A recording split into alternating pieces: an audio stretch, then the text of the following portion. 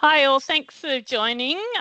If you can hear me, we're just having a couple of technical problems, but we'll aim to get started at 2 o'clock. But if anyone who's online could just maybe dump something in the chat to let me know that you can hear me, that would be fabulous.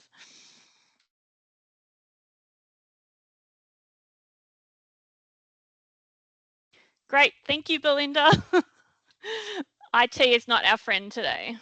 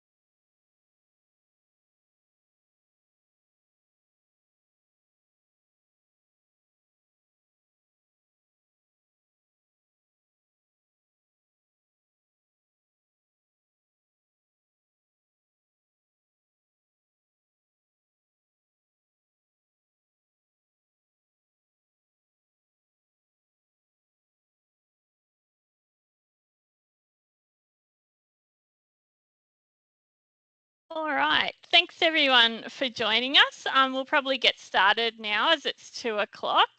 So thanks for joining us for this next webinar in our MPS reform series. As most of you know, my name is Kathy Milful. I'm Acting Assistant Secretary of the Thin Markets Branch, which is responsible for the Multi-Purpose Service Program. So I'm going to be hosting today's webinar. It's great to be with you again. I'll also bring James Chen into this discussion later today. So I can see James is going to turn his camera on to say hello. So James is from the Independent Health and Aged Care Pricing Authority, which we know as IHACPA. And he'll give a presentation a bit later today and also then join me on the panel in case you have any questions. So yeah, as per normal, we will have a presentation component to this webinar, and then it'll be the Q&A session at the end. So please feel free to drop any questions or comments or concerns in the meeting chat on your right. You don't need to wait till the end, and really encourage you to do so to make sure this session is as interactive as possible. We've probably got a bit less content today.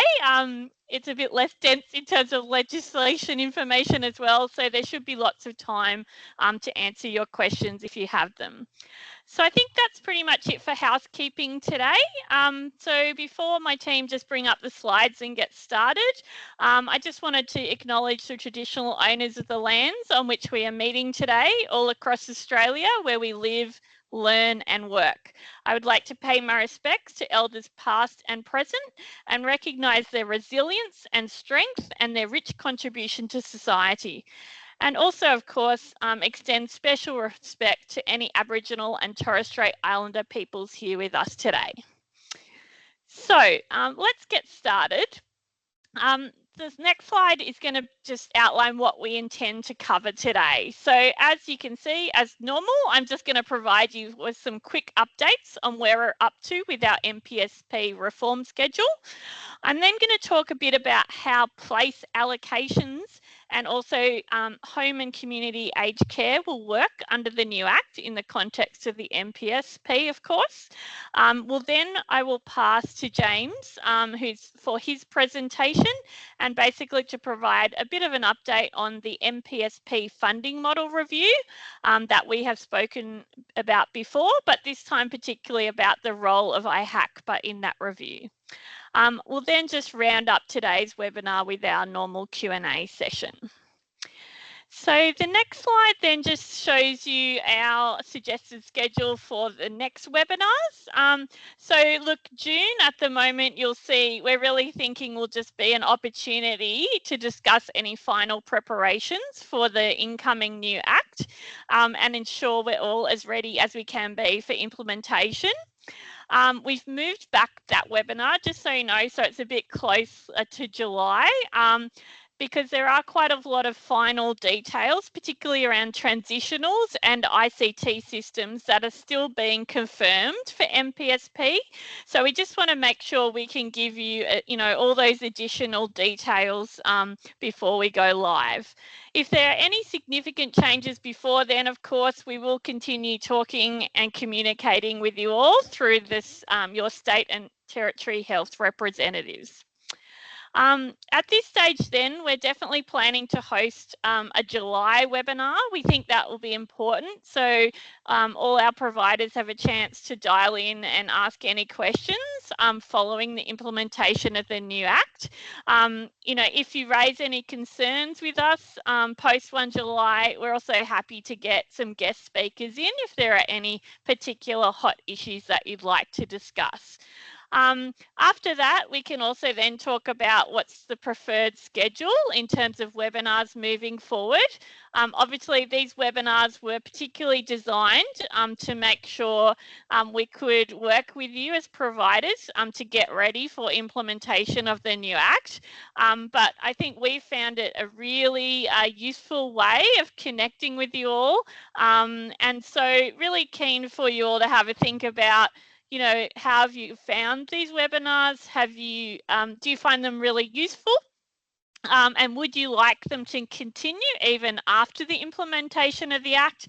We might not do it monthly, but for example, we might do it quarterly so that we can keep in touch with you all and that you've got a chance to reach our team directly. So have a think about that, and also, feel free to put any suggestions in the chat about how these webinars could work post introduction of the new Act.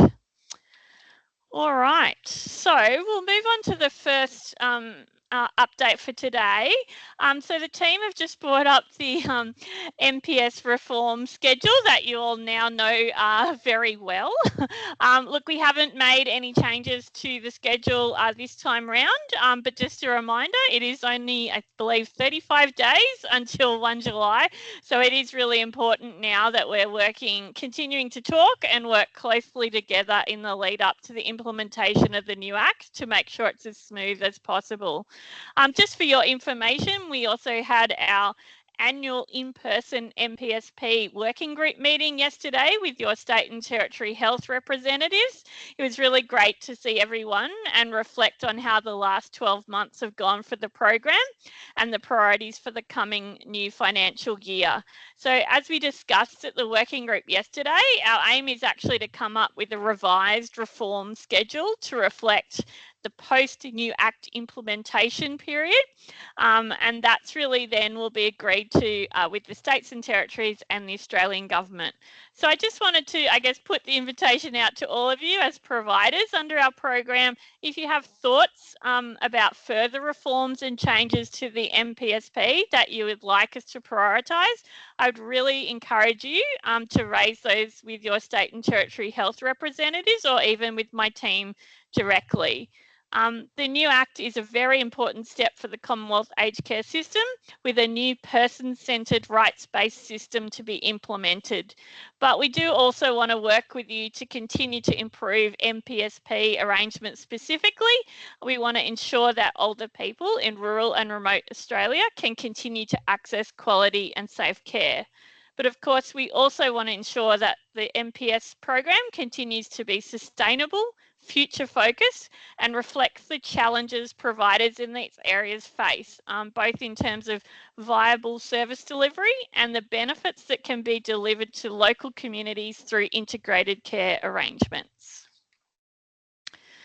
So just a couple of quick updates now, just in terms of the 24/7 registered nursing trial, just a reminder from my team that the May reports are due by the 7th of June. So the team is also finalising a proposed 24/7 provider survey, which they hope to distribute to all sites in coming weeks. So the idea is that the responses to this survey, plus that second reporting period and the results from that, will inform our pathway forward regarding formal implementation of 24/7 requirements. I did just want to flag, as discussed with the working group yesterday, we are, however, considering just an extension of the trial just to make sure that we've got enough time to consider exemption arrangements for the small number of providers that are unable to meet the requirement. And where possible, we really want to ensure that online reporting is available via the department's GPMS system when formal implementation commences. But we'll be discussing that further with the working group, and we'll definitely come back to you with more information on that and what the planned schedule for formal rollout of 24/7 is. Secondly, just with our direct care target trial, look, I probably won't say too much about that today. I just wanted to say that unfortunately, as some of you know, we were planning this pilot of ANAC assessments. That has been a little bit delayed due to circumstances beyond our control. My team have been working really hard though and have addressed the issues that we were facing. So it is anticipated that assessments will commence soon, with the huge majority of assessments being completed by the end of June. So I just wanted to say thank you. We do really appreciate the patience and understanding shown by trial sites and assessment organisations while we've managed this complex process. And we really look forward to the trial, the pilot part of this trial getting underway. All right, so the next slide is just a bit of a touch base on new Aged Care Act preparations. So in terms of transitionals, just again, a big thank you to everyone who's been helping us by submitting their client deeming data workshops. The team have let me know that we've got 169 of the 183 now, so 92%. So thanks everyone, we really do appreciate that. That's an epic effort on everyone's behalf.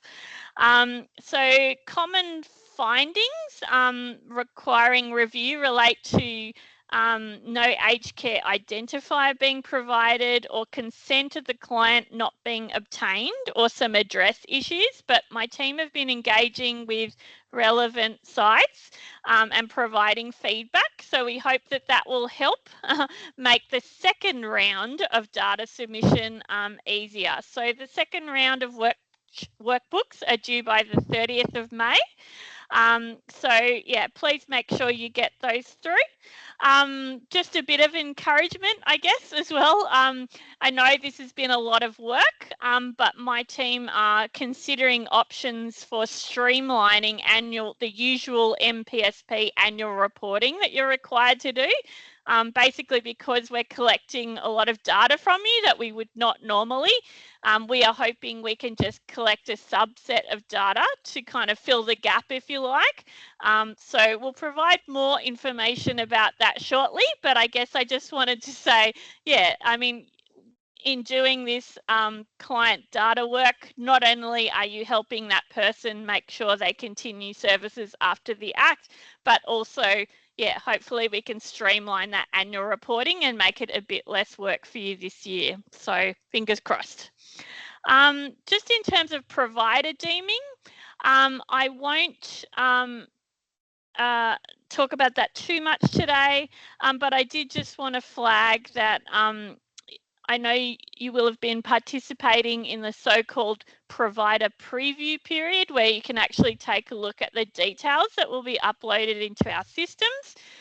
Just a reminder that any, if you need to provide any feedback or corrections in relation to that data, that's due by the 1st of June. And the team have just given you there the aged care reg model email address that you can use if you have any questions. Next thing just to mention on this slide, we are still progressing an MPSP policy manual, so that would be a great initiative for the first time to have a policy guide on the program. It'll be a summary of, obligations that apply, how it works for clients, and link you to key parts of the rules and the Act. So we've done a second version of that, which we've provided to your state and territory health representatives, and we are on target to publish that for 1 July. But I did just want to say it will be a living document. We will really welcome your feedback, and we hope that we can collectively, add to that manual as we go post 1 July as new scenarios come up, or if people have questions, so that that's a comprehensive a guide for everyone. Just in case though you like different ways of communicating, the team are also developing some client and provider fact sheets. I've just given you a list of those there on the screen so you can see what to expect. But the idea is obviously some of those will be targeted to clients who are in the MPS program to help them understand their rights and what they can access through the program, but also what they need to do if they want to leave the program and access mainstream aged care services. We've also then got some provider fact sheets that are actually targeted at providers to help you and your staff understand matters like fee and charges under the MPSP, reporting and regulation. All right, so next slide just touch bases on rules and systems for 1 July. So just flagging that, yes, we are getting down to the wire now with the main rules being finalised for 1 July. So very much thank you again to everyone who provided input. I did just want to flag that those final rules will of course include feedback, responses to feedback provided through the public consultation process. So I won't go through that in great detail. There's not going to be a significant number of changes that specifically relate to the MPS program. But I did just want to flag, I've put a list there of some of the things that you will see change. And some of them you would expect, like for example, the MPS subsidy rates that were included in the consultation draft will actually be increased for 1 July because we've now got the indexation rate and we can take that into account in those figures, which is great. The transitional rules are also being finalised. We'll confirm where we've landed with those at the June webinar, but I just wanted to flag there's some important things that will be in those rules, namely making sure that all your sites that currently have places allocated, we actually want to preserve that so that we don't have to reallocate those places. So the transitionals will make sure the places roll over, if you like, at those same MPS sites. We're also looking at some transitionals in the context of service agreements and care services plans. That's basically in recognition that in some MPS, those agreements and plans might not be in place. So we want to try and give you a grace period in which to get those agreements in place if they're not there, but also to make sure in the annual review period you can actually update those agreements and plans to reflect the new requirements under the Act and the rules. Only thing else to mention on this screen was just that system changes are also continuing to be finalised and tested. I just wanted to say, I guess I'm realistic, as I'm sure you are all. Anytime there's quite significant ICT changes, there's always some issues on release. So look, in the MPS space, we're a little bit protected from that, if you like, because of our block funded arrangements and some of our off-system activity. But just wanted to flag there will be frustrations, but we want to hear from you. We'll keep the communication channels open, and the department will actually have an internal response room where any issues that you have that are urgent can be escalated. So that's how we'll be addressing those issues as they come in. I also just wanted to flag, we will be, it's going to be tough in that first little while post-release, as obviously they're going to focus on critical issues. But as time moves on, and particularly next year, we really do want to work to improve MPSP arrangements from a system perspective. So if you've got ideas about how things could be improved in terms of clients' referral processes or other system support for clients or providers, please let us know so that we can take that into account in our planning. All right, next slide is just a reminder about the MPSP agreements, which I'm pleased to say, due to huge effort from everybody, we seem to be very much on track to get those finalised in June. So we are asking everyone to get those signed agreements back to us on the 16th of June. We are then working on delegations under the new Act so that I will be in a position to sign and execute those agreements on the 1st of July once the new Act has commenced. All right, probably last update for today then is just not specific to MPSP, but just a reminder that my team, my branch, is also undergoing a review of the remoteness classification system for aged care, which I know is of interest to MPS providers, but also regional, rural and remote stakeholders more generally. So if you want to provide feedback about why you think the MMM arrangements work or don't work, or what the impact is on your local area, please make sure you visit our webpage. I might get the team to chuck a link in our chat in case you haven't seen that. And just so you know, there is a survey there that you can fill in. You can upload a submission to if you like, and that facility is open until the 30th of May. So really the end of the week. So encourage you to do that if you are interested. All right, thanks everyone. So that's our updates for today, just in general. We'll now move on just to talk about place allocations under the new Act. We discussed this with the working group yesterday, but really also keen to talk to you about it and get your feedback. So this first slide is really just a bit of a reminder about what's changing and why. So essentially, you would know we currently have quite a formal annual allocation process to allocate places in the program, and the aim is really to move to a more flexible process.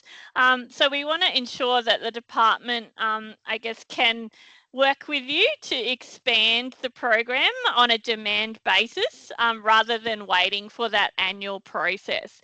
So the good news is the new Act provides us with the flexibility to do that. We now need to put in place policy and processes that reflect whatever new process that we decide on. So what we thought we'll do is basically, there is going to be that process outlined in the policy manual when you see it, but we'll talk that through with you today. So if you've got any suggestions, we'd be keen to hear them. So the next slide, though, before we move on, I just wanted to clarify one thing because I think it can cause a bit of confusion. You've probably heard a lot about the so-called Places to People initiative. So that's in mainstream residential care, where places will no longer be given to providers, they will be given to individuals. So obviously that's a major change for 1 July, but of course in MPS we will still be allocating places to providers. So I just wanted to flag that those processes are somewhat separate. So you may in fact have a person, and you will, who has been allocated their individual place to access residential care, but you also as a provider will need to have been allocated a place in order to deliver services under the MPSP to that person. So that place needs to be in effect and used to deliver those services. So we'll talk a bit more about that in a second, but I just wanted to explain that distinction. And obviously, as I mentioned, we will be transitioning those places that you already have over, so they'll still be available for use at your sites. All right, so how will we allocate places for next financial year? Basically, what we're proposing to do is effectively that annually we would write to jurisdictions and get their advice about the expected number of new places that they're likely to require over the next 1 to 2 years. And that information will then help us inform our allocation processes. And the plan is that those processes in the new world will be slightly different if you want places for an existing MPS or if you want places to actually create a new MPS. So we'll just go through those two different scenarios now. So the first one is if you want places to expand an existing MPS. So this is particularly where we wanted to be a bit more flexible. So the aim now is that basically there will be a request process with a form available on the website that providers can fill in anytime. And then on a quarterly basis, the delegate, which may well be me, would then decide whether or not to allocate the places that you've requested. And as noted there, we'd obviously look at the needs of the community in the area and how we're best going to allocate the places that we have available for the year to the different providers that have requested it. You obviously would be encouraged to talk to your state and territory health organisation before lodging such a request. So then the intention is that we would have a slightly more robust process if you actually want to set up a new MPS in your area and you're asking for places for that purpose. So what we're thinking here is there would still be, it'll be biannual rather than annual. You'll still have to fill in a form, etc. But I guess if you like, the assessment process will be more rigorous because you're not an MPS right now, and we want to make sure that new MPS, I guess, reflect the purpose of the MPS program and our goals in terms of improving access to funded aged care services in rural remote Australia. So the key difference here really is that your request will be referred to an assessment committee and for consideration against specific criteria outlined in assessment plan. And the idea here is just to make sure we can be fair and equitable because particularly if we get to a point where we have limited places and more requests than we have places, we want to make sure that we're giving places, I guess, in a way that delivers best value for the investment by the Commonwealth Government. So I won't go into too much detail about this, but just on the next slide, you can see the assessment committee.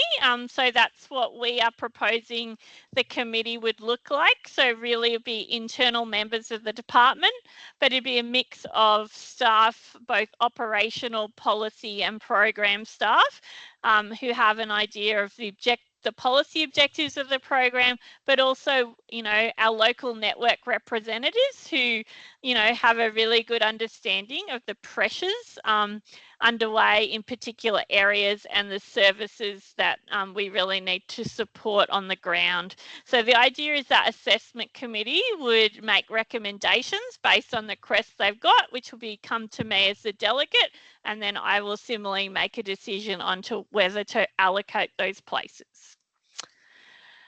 All right, so the next slide just focuses on place allocation. Basically, I won't go into too much detail here, but just a reminder that when you get allocated a place, there will be conditions on that place. You can see them there, so you know what they'll be because they're under the Act and the rules. But from a practical perspective, the thing you really need to know is that the important condition is that you're using the place in the specified location. So if you're using the place to deliver residential care, that always needs to be the actual MPS or residential care site. If you're using it for home, then it will be the location that's specified in the MPS agreement. So I'll talk a bit more about that a bit later. Just lastly too, there's always the ability to ask the department if you want to vary that condition. For example, if you're a provider and you want to move 2 places from one MPS to another, then that's definitely possible and you can ask us to do that.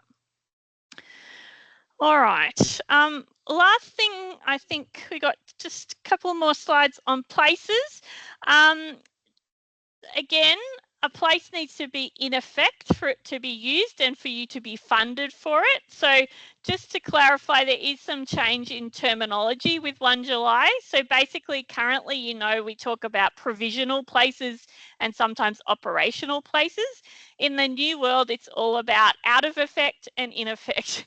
So when we allocate a new place to you after 1 July, it would be allocated in a status of out of effect.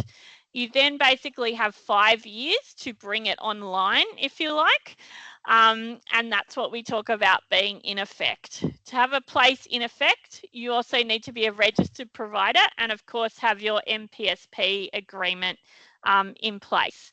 But really, this is really a terminology change. The process, is largely the same.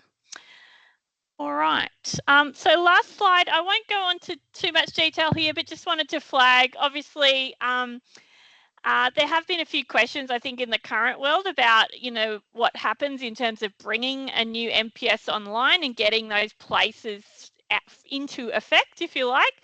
So just wanted to flag that we have got some information about that in the MPS policy manual. And for people who are in that situation in their jurisdiction, really encourage you to work closely with the department's local network in your area, and they can help you go through all those steps to get that MPSP up and running. But if you have any questions or concerns, obviously you can also come through to my team. All right, so that's places, but happy to answer any questions in the Q&A. Before the next topic is really just delivery of services in the home or community under the new Act. So look, I appreciate this won't be relevant to every MPS, as I know some of you only deliver residential care. But it is important, I think, that these arrangements are understood in case you do want to deliver services outside of that home and in your local community.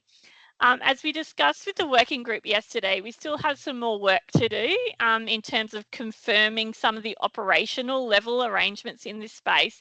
But I just at least wanted to provide you with some high-level reminders about how this will work under the new Act. And then I'm very happy to keep this conversation going, through the webinars in June or July.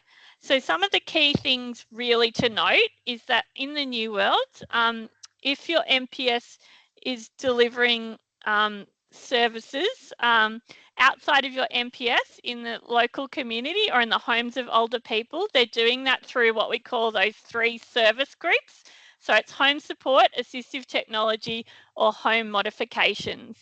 That must be done also consistent with a person's access approval. So you can only deliver them services that they've been approved to access.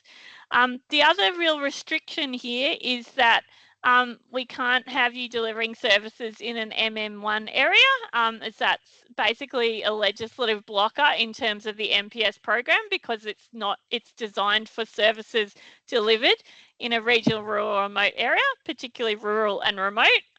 It's not meant for delivery in a metropolitan area. As I mentioned before, it must also match the location specified in your agreement. And if you want to change that, or you need to change that, then you need to have that discussion with my team, because we would need to vary your agreement and also the conditions on your place allocation. All right, so I might leave it there. Just show you this next screen. The team have just, if you look at the home support service group, which is probably the most common one, this was just a quick visual to show you the services, the service types that sit under that service group. So we've talked about the service list in previous webinars, but that's just a reminder that any of those services are delivered through the home support service group. All right, and just the last slide on this topic today. I just want to flag, because it's something we probably haven't talked about. When someone gets approved for home support, it will either be short-term or ongoing. So ongoing, it has no time limit, and you can deliver any of the services that person has been approved for as long as you consider appropriate. If it's short-term, I just wanted to flag that there are time limits. So there's two approvals, if you like, you might see out there come to you. One is called the restorative care pathway, which is support for up to 12 weeks. And one is called the end of life pathway, support for 16 weeks. So I've been talking with the working group about this. We think we need to do a bit more thinking and consultation with you about how this will work in an MPS context. But the important thing to note is that the intention is that those time limits would still apply regardless of whether you're accessing short-term home support through an MPS or through a mainstream provider. But we're going to work through some of these scenarios and come back to you. I did just want to flag, if you are a provider that is currently delivering short-term services and or also assistive technology or home modifications, be really interested if you could reach out to the team. We are just trying to do some final scenario testing around making sure that older people in rural and remote Australia can access the services they need, and particularly in scenarios where they might have been approved for a whole range of home care services and the MPS might not be able to deliver all of them, in particular home modifications. So we're interested to see how is that working now, so we can then help you manage that in post 1 July, but also communicate to our client group about what is and isn't possible in a practical sense in an MPS. We want to make sure those expectations, if you like, are clearly communicated, so that there's no concern that a client would expect that the MPS will be able to deliver all those services. So we just want to manage the communication around that carefully. All right, so I think that's pretty much it from me for now. So I will just ask James to join us, and he's going to take you through his presentation on the funding model review and the role of IHACPA. Thanks, James. Thanks, Kathy. So thanks everyone for attending today. So my name is James Chen, and I am the Director of Aged Care Costing here at IHACPA. I'll start off with just a bit of a background about who we are. You may not have heard about us previously. So IHACPA is an independent government agency, and we're responsible for developing health and aged care pricing advice to the Australian government under the National Health Reform Act, and as described in that came into act in 2011. So the aged care sector is undergoing a lot of reform and transitioned from ACFI to ANAC in October 2022. And since that time, IHACPA has been conducting costing studies and cost collections to allow its price advice to reflect contemporary cost structures and changes in costs over time. So to date, in the aged care area, from costings perspective, we've conducted the residential aged care costing study in 2023 and a cost collection in 2024. And that's currently in progress and will extend to the end of this year. So these will contribute to the development of data collection specifications and data acquisition methodologies in the aged care sector. So specifically for residential, we expanded the 2024 residential aged care cost collection to continue into 2025. So this allows us to build upon existing data and to better understand, costs of administration, allied health, indirect care time, and respite costs. And by understanding more, by having a greater understanding of the resources used to deliver a residential aged care, we can hopefully use that to provide better and more accurate price advice to the Australian government. So the more high quality data we have, the more accurate our advice to the government can be. So from a costing perspective, so why is costing so important? So costing allows us to understand what resources and what costs are required to provide care to older Australians on an ongoing basis. We try to understand what resources are being utilised, and the collection of costs enables IHACPA to create a data set showing the differences across the sectors, which informs the basis of pricing advice. Ultimately, the aim is for, if the costs are accurate and we know what kind of clients or what kind of providers or facility demographics incur higher costs, then IHACPA's pricing advice can really reflect the cost of providing care and can be accurate. So how costs lead into pricing? So this is a flowchart and explains how cost collections result in an annual price advice. So first, we collect data from aged care providers.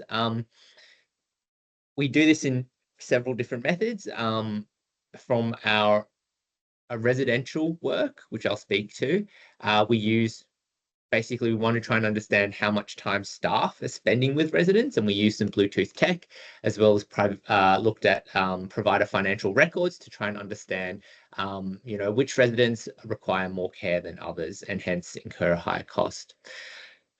Then the data is prepared. We apply trimming rules. So trimming rules in that when there's data that looks like it's an error or sits outside our normal bounds, then that gets trimmed out. We often look at a sample rather than the entire population. So we weight our sample to the population. Well, from a policy perspective, we look at what's in scope and what's out of scope costs. And in residential aged care specifically, if there's any policy implications, such as mandatory care target minutes, then we will add those into our cost collection as well. The pricing is then modeled. So we look at both individual and shared costs, and ultimately that produces price weights. Then finally, we have indexation, so consideration of other factors influencing the price, such as superannuation guarantees or Fair Work Commission value cases. And finally, that brings us to the final residential aged care price advice. And that's just an overview of what we've done in the residential space, and it may not fully fit in with what's happening in MPS, but it's just a bit of an overview of what we've done in the past. So costing and MPS services.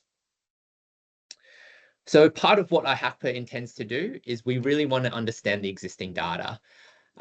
What we want to do is, have as little impact on providers as we can. So we want to look at what existing data there is. I know that all providers do a lot of reporting already. Analyze that data and have a look at any other collections that are happening with the New Aged Care Act that the department may be collecting, and then understand what else we need to understand how resources are used to provide care within the MPS sector. We want to understand what costs are providing to aged care within the MPS program, and ensuring that that cost of care is captured. So any cost that's to do with delivery of care is captured and accounted for. And ultimately develop a pricing model that supports the needs of MPS in the provision of aged care services. So to ensure that MPS services have a funding model that's reflective of the actual cost of care, and that's able to be flexible enough that if there are changes in demand, that will increase as well. So that's our role in MPS, and that's a pretty short overview. Just in addition to that, there's just a few other things I wanted to raise, mainly in regards from our policies perspective. IHACPA is very consultative, so we will be conducting an upcoming consultation on the pricing framework for Australian residential aged care services, and that will happen in July. And we'd love to hear from MPS providers in what should be considered in developing recommendations in any future funding models. And that includes, what activity and cost data points already exist or are quite easy to provide from your end, as well as, what methods of data collection IHACPA should consider. And IHACPA is seeking to understand what it costs to provide each type of activity, and in collaboration with the department, IHACPA will be in contact with providers. That's it from me. We're still early in our journey in the MPS space, but very happy for any questions today.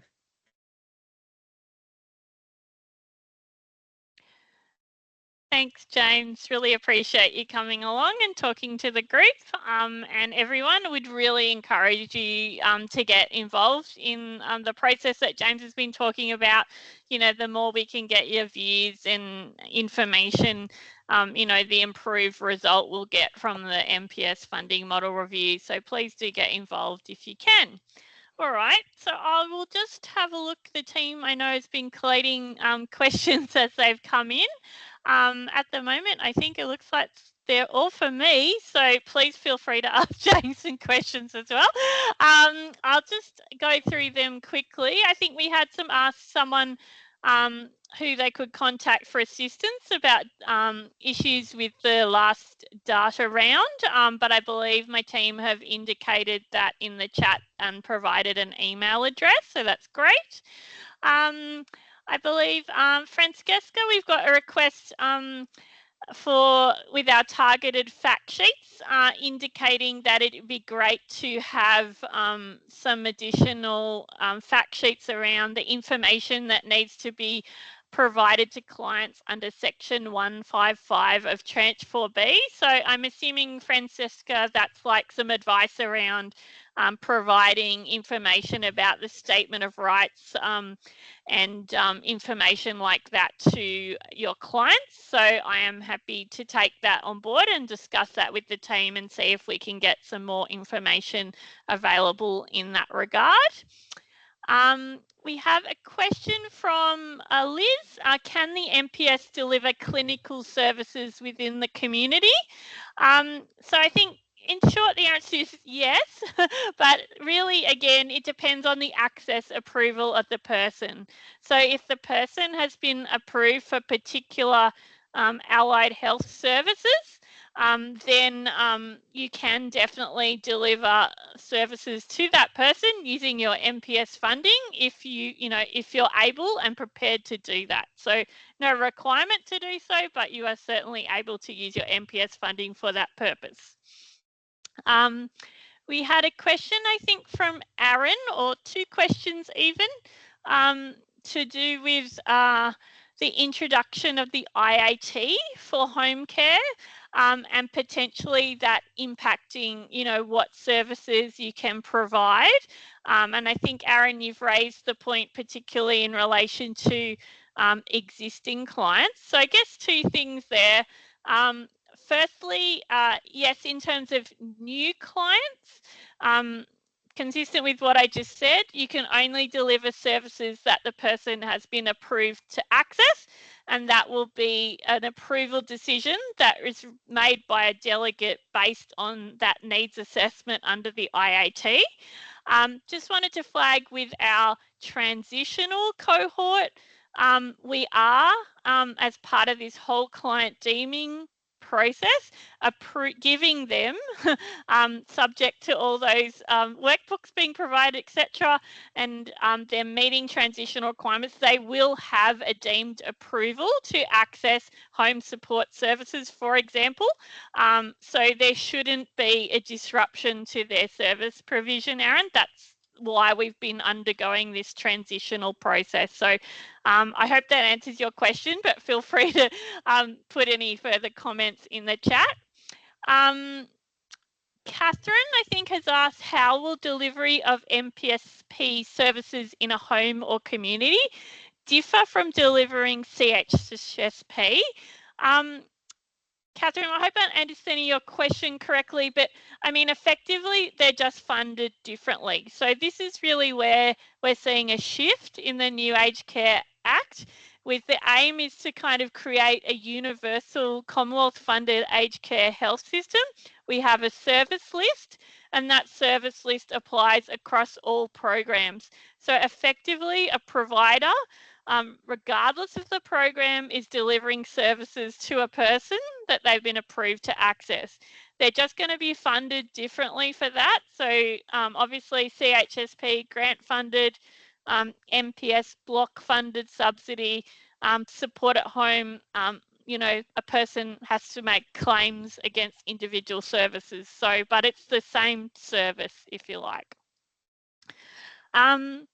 What else have we got, team? We've got, I think, a follow-up question around from Aaron around the delivery of short-term home support and that restorative care pathway. Aaron, I think that's sort of what I was talking about earlier. Basically, you will be able to deliver services for up to 12 weeks using your MPS funding if you choose to do so. But yeah, we do want to think some more around, I guess, any operational or problematic issues with that occurring. And in terms of, I guess, a funding disparity, look, I think that's probably, you know, more a question for the upcoming MPS funding model review, in fact, and how are we actually funding home services in the context of the MPSP, and that's something that we will be discussing with IHACPA and looking into as part of that review. All right. Sorry. For me, Kathy. Good. I'm happy to answer those. Thank you. So someone's asked about contacting. I've popped an email address, agecosting@ihacpa.gov.au. If there's any questions, happy to take them there. Someone's asked about the health services within MPS. IHACPA's work at this stage is focused solely on the aged care component. And you know that is what we're looking at currently. And yes, you know, if there is existing financial reporting and cost information which may not differentiate between health and aged care, you know, that's stuff that we'd love to understand to try and split those out and, you know, not have to do things twice. Thanks, James. And yeah, I think not putting words in IHACPA's mouth, James, but I think, Francesca, one of the things we're keen to look at as part of this MPS funding review is, yeah, what are those costs in the context of an integrated health and aged care environment? So we're not kind of assessing those health costs, but we're looking at, you know, what is the costs and pressures on an MPS provider to deliver those aged care services. All right, we've got a couple more questions. Thanks, guys. You're keeping us busy. This is good. So Ashley asked about what I mentioned about service agreements. So Ashley, we're still confirming this and we'll need to get agreement with government. But basically at this stage, we're looking at some kind of grace period, potentially 6 months. We're just trying to align with other programs as well, but also take into account the specific situation for MPS. But what it would probably look like is, say that if it's 6 months, a provider would have 6 months after the commencement of the Act to get those required service agreements and care services plans in place for the first time if they don't have one at all. If there is, for example, James is an MPS, he has a service agreement, but it doesn't actually contain everything that the new Act requires, the provider would have 12 months in which to basically review that agreement and update it, if you like, for the next usual review period. So we're just trying to alleviate the need for providers to rush around in the last, remaining time before the Act commences. We want you to have the time to do this and do this properly. And if there are agreements in place, we don't want you to have to throw them out and start again. We'll give you time to update them if you like. Sharon had a question about plans to trial the ANAC in MPS sites. So I think, Sharon, basically that's, well, in short, that's what we were talking about earlier in the context of the direct care target trial. So yes, we are trialling ANAC assessments in MPS sites in June, but that at the moment is with the purpose of actually trying to work out, is that a useful way to actually determine direct care targets for MPS, as opposed to, in a broader funding context. I do think, however, that information will be useful in terms of, really looking at the acuity levels in different MPS, and it's certainly something that we'll also share with IHACPA, any interesting findings from those trials. All right, I think that might be it, unless my team want to tell me I've missed something. But it seems like we've got to the end. So thank you, everybody. A big thanks to James for coming along, and a big thanks to everyone for attending and for giving us your questions and comments. We really appreciate your time today. If you have any out of session questions, please let us know through to my team. But otherwise, we look forward to seeing you at the June webinar. Thanks, everybody. Take care.